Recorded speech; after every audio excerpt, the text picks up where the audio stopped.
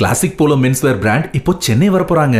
Retail franchisee பிசினஸ்ல invest பண்ண இன்ட்ரெஸ்டடா இருக்கிறவங்க கால் பண்ணுங்க 9363393633.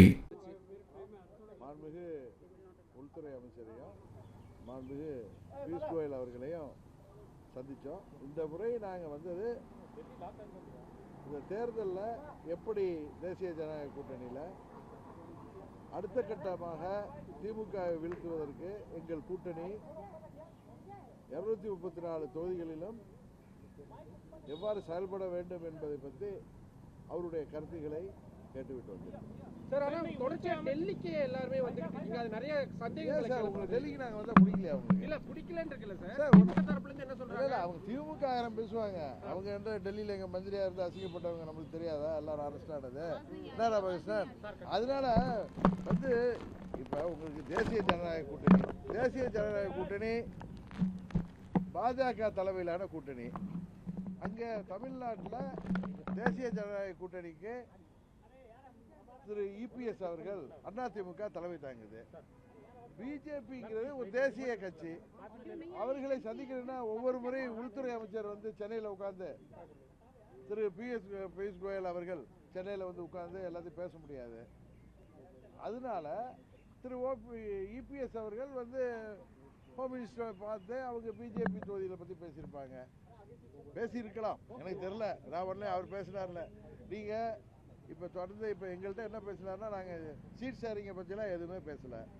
அதெல்லாம் அங்கே 4 நாளில் நாங்கள் நீங்க உள்துறை அமைச்சர்கிட்ட பேசினுடைய கருத்து என்ன? அதுதான் இப்போ சொன்னேன். நம்ம இந்த தேர்தலை எல்லா கட்சிகளும் 234 தொகுதிகளிலும் எப்படியெல்லாம் நாம் அதை எதிர்கொள்வது, பீகாரில் அவங்க எப்படியெல்லாம் தேர்தலை எதிர்கொண்டு மாபெரும் வெற்றி பெற்றார்களோ அதுபோல் இந்த தேர்தல்களில் நடக்க இருக்கின்ற 26 தேர்தலில் நமது தேசிய ஜனநாயக கூட்டணி எப்படி ஒற்றுமையுடன் எல்லா தொகுதியும் செயல்பட வேண்டும் என்பது சம்பந்தமாக பேசுவதற்கு தான் என்னை அழைத்திருந்தார்கள். அதை பற்றி பேசுகிறேன். கட்சி தலைவராக இருக்கின்ற நீங்க இந்த சட்டமன்ற தேர்தலில் போட்டியிடுவீங்களா? நான் தான் போட்டியிடல, ஏற்கனவே சொல்லிட்டேன்.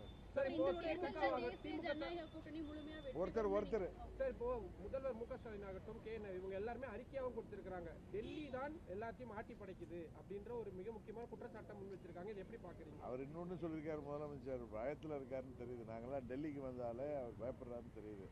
இப்போ போய் என்ன தமிழ்நாட்டுக்கு வர வேண்டிய நிதிகளை பெற்று தர மாட்டார்களான்னு நீங்கள் டெல்லியோட சரியான ஒரு புரிதல் இல்லாமல் நீங்கள் குழாயடி சண்டை மாதிரி அவர்கள்ட்ட போடுறப்ப தேர்தல் ஆணையம் நோட்டிஃபிகேஷன் ஆனதுக்கப்புறம் நாங்கள் எப்படி நிதியை பெற்று தர முடியும்?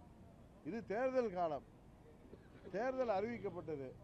இந்த நேரத்தில் நாங்கள் வந்து தேர்தலை எப்படி திமுக வீழ்த்துவதற்கான எங்களுடைய ஸ்ட்ராட்டஜி என்னங்கிறத பற்றி தான் நாங்கள் திங்க் பண்ணிட்டு இருக்கோம். இன்னொன்று, தமிழ்நாட்டுக்கு வர வேண்டிய நிதிங்கிறாங்களே, இந்த 12 ஆண்டுகளில் கிட்டத்தட்ட 12 லட்சம் கோடிக்கு மேல் நிதியை மத்திய அரசாங்கம் கொடுத்துருக்கு. இன்னும் சொல்லப்போனால் 2004லேருந்து 14 வரைக்கும் டிஎம்கே காங்கிரஸ் கூட்டணியில் இருந்தப்ப 3 லட்சம் கோடி தான் பணமே வந்திருக்கு. இந்த பணங்களை ஒழுங்காக அந்த ஸ்கீம்ஸை அங்கே நடைமுறைப்படுத்துவதை விட்டு இப்போ ஆதி திராவிட நலனுக்கும் மலைஜாதி மக்களுக்குமான ST/SCக்கான நிதியை இவர் 5000 ரூபா கொடுக்குறேன்னு சொல்லி எடுத்து அடிச்சிட்டாரு. நம்ம ஊரில் சொல்லுவாங்கல்ல, கடத் பேங்க எடுத்து வழிப்பிள்ளையாருக்கு உடைச்ச மாதிரி, அதை மாதிரி பண்ணியிருக்காரு. அது மாதிரி இவங்க நிதி ஆளுமையை அவர்கள் சரியாக செயல்படாமல் இன்னைக்கு டிரான்ஸ்ஃபரில் ஊழல், போஸ்டிங்கில் ஊழல், என்ன கிட்டத்தட்ட 2500 கோடி ஊழலே அமலாக்கத்துறை கண்டுபிடித்து தமிழ்நாடு அரசாங்கம் அதை நடவடிக்கை எடுக்காததுனால சென்னை உயர்நீதிமன்றமே அதில் நடவடிக்கை சொல்லி தமிழ்நாட்டு அரசாங்கத்தை தலையில் கூட்டியிருக்கு.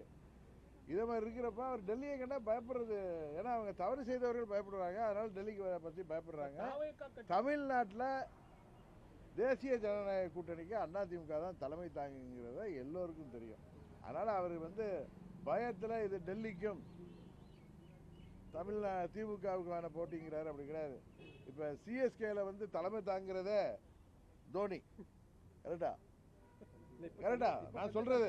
இல்ல அதனால நீங்க இல்ல சிஎஸ்கே தமிழ்நாடு அணின்னு நம்ம இருக்கோம்.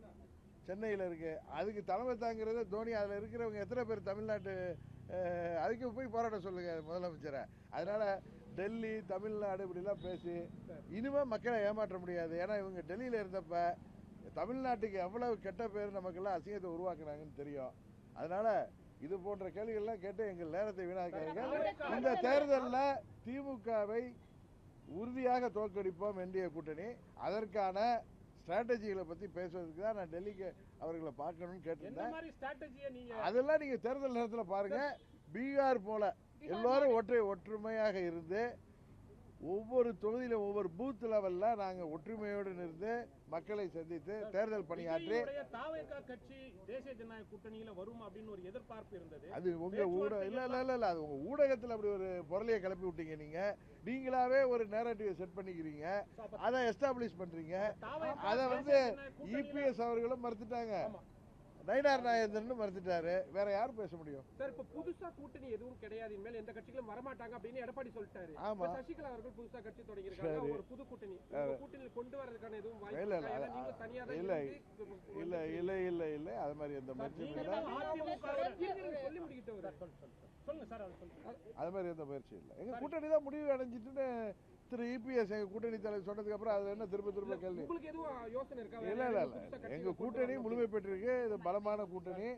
திமுகங்கிற துரியோதன கூட்டணியை வீழ்த்துகின்ற பஞ்சபாண்டவர் கூட்டணியாக வலிமையாக இருக்கிறோம். எங்க சைடு நியாயம் இருக்கு. தமிழ்நாட்டு மக்கள் எங்களுக்கு வாக்களிப்பார்கள். நீங்க இருந்தது அதிமுக, டிடிவி தினகரன் இருந்தது அதிமுக. நீங்க அவங்களை பயங்கரமா சொன்னல அவர் கேட்பாருன்னு. இப்ப இதுதான் இந்த கேள்விதான் ரொம்ப. இப்ப தேர்தல் நேரத்துல நீங்க இருந்தது அதிமுக, அவர் இருந்தது, நீங்க இருக்கிறது இல்ல சார். இப்ப அவங்க தனியா கட்சி ஆரம்பிச்சு டாக்டர் ராமதாஸ் கூட கூட்டணியா வச்சிருக்காங்க. இந்த அவங்க தனியா போனது உங்களுடைய கூட்டணிக்கு வெற்றிக்கு பாதிக்கும் அப்படின்னு நினைக்கிறீங்களா சார்? திமுகங்கிற தீய சக்தியை தமிழ்நாட்டு மக்கள் வீழ்த்துவதற்கு தயாராகி விட்டார்கள். அதுக்கு ஒரே ஆல்டர்னேட்டிவ் அதிமுக தலைமையிலான தேசிய ஜனநாயக கூட்டணி. இப்போ முதலமைச்சர் டெல்லியிலேருந்து எங்களுக்கு ஃபண்டு வரலன்னு குறை சொல்கிறாரு. தமிழ்நாட்டுக்கு வேண்டிய நிதியை நாங்கள் எளிதாக பெற்று தருவதற்கான கூட்டணி தான் தேசிய ஜனநாயக கூட்டணி. இன்றைக்கு நாங்கள் வந்து உட்காந்து ஸ்ட்ராட்டஜியை பற்றி பேசுகிறோம்ல. நாளைக்கு தமிழ்நாட்டுக்கு ஒரு ஸ்கீம் வேணும்னா நாங்கள் வந்து மாண்புமிகு உள்துறை அமைச்சரையோ மாண்புமிகு பியூஷ் கோயல் அவர்களையோ மற்ற அமைச்சர்களை சந்தித்து அவர்கள் அது நியாயத்தை சொல்லி பெற முடிய இடத்துல நாங்க இருக்கோம். முதலமைச்சர் ஏன் ஒரு குற்றச்சாட்டை வைக்கிறாங்க? ஒரு நிமிஷம் சார். ஏற்கனவே இருந்த பாஜக போன்ற கட்சிகள் வந்து திமுகவுக்கு எதிராக செயல்பட்ட, அரசுக்கு எதிராக செயல்பட்டாலும் கூட மத்திய அரசு கிட்ட இருந்து நிதியை பெற்றுத் தருவதில் எந்த ஒரு முயற்சியும் மேற்கொள்ளவில்லை அப்படின்றதுதான் முதலமைச்சருடைய குற்றச்சாட்டு. இல்ல, முதலமைச்சர் தப்பான குற்றச்சாட்டு வைக்கிறார். அவர்கள் சரியான நிதி நிர்வாகம் பண்ணாம மத்திய அரசு நிதியெல்லாம் எந்த திட்டத்துக்கு ஒதுக்கப்பட்டதோ இவர்கள் கடை தேங்காவை எடுத்து வலிப்பிள்ளையாருக்கு உடைக்கிற மாதிரி உடைக்கிற காரணத்தினால, இன்னொன்று கபலீகரம் செய்கிற காரணத்தினால மத்திய அரசாங்கம் யோசித்து நிதியை தருகிறார்கள். அதை தவிர வேற ஒன்றும் இல்லை. இதுக்கு மேல இதை கேட்டு நீங்க டைவர்ட் பண்ணாதீங்க. இன்றைக்கு நாங்க வந்தது அதெல்லாம் வாய்ப்பு இருக்கா? இல்ல சார், இது எல்லாம் உங்களுக்கு நீங்க சொன்ன மாதிரி உங்க டிவியில வந்த மாதிரி அதெல்லாம் பொய்ன்னு ஆக போகுது. அதனாலதான் நான் உங்களுக்காக பேசுறேன். இல்ல அதெல்லாம் நாங்க வந்து நீங்க இந்த 2-3 நாள்ல எல்லாம் வெளிப்படையா உங்களுக்கு தெரிய வரும்.